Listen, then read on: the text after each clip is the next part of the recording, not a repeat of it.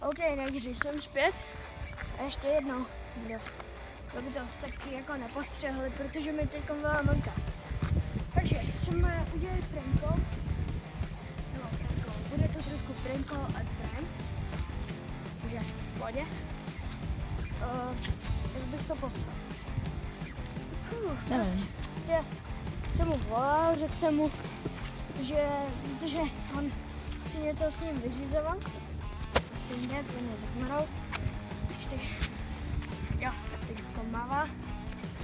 Prostě si s ním něco vyřizoval. Já jsem mu zamknul... Dobře ti to ostří.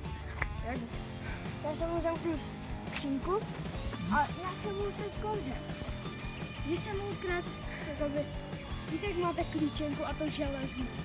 Tak to jsem mu řekl, že mi to někde vzal. A teď on to tam hledá a za 10 minut nebo za kolik to mě měl zavolat, takže ještě někde to bude točit na svůj mobil a ten prank, co to nám bude vůbec říkat.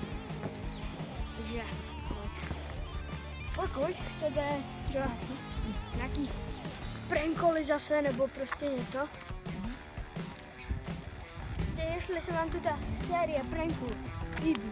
Jo a ještě jsem zapomněl něco říct. Kuba je úplně vytočený.